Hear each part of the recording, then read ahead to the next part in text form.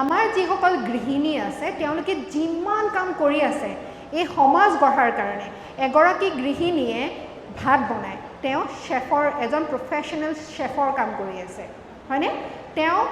শিশুসকলক লালন পালন কৰে লালন পালন কৰিবৰ কাৰণে এটা বিশেষ প্ৰফেশ্যন আছে নেনি হয়নে নেনিৰ কামটো তেওঁ কৰি আছে তেওঁ ঘৰ চাফা কৰে ধুনীয়াকৈ পৰিপাটি কৰি ৰাখে তেওঁ হাউচ কিপিঙৰ কাম কৰি আছে তেওঁ কাপোৰ ধুই আছে তেওঁ লণ্ড্ৰি কাম কৰি আছে প্ৰত্যেকটা তেওঁ যিখিনি কাম কৰি আছে তাত যদি আমি প্ৰফেশ্যন উলিয়াবলৈ যাওঁ যদি বয়োজ্যেষ্ঠ আছে তেওঁলোকক আবদাৰ কৰিছে তেওঁ এগৰাকী নাৰ্ছৰ কাম কৰি আছে হয়নে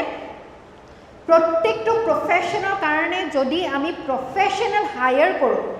নিযুক্তি দিওঁ তেনেহ'লে ভাবি চোৱা এখন ঘৰত আমি কিমান খৰচ বহন কৰিব লাগিব কিন্তু সেই অনুসৰি আমাৰ নাৰীসকলক সেই মূল্য আমি দিছোঁনে আমিতো সন্মানো নিদিওঁ আটাইবোৰে যেতিয়া খাই উঠিব তাৰ পিছত বোৱাৰীজনীয়ে খাব লাগে হয়নে তেনেকুৱা এতিয়াও সমাজত প্ৰচলিত আছে বহুত কথা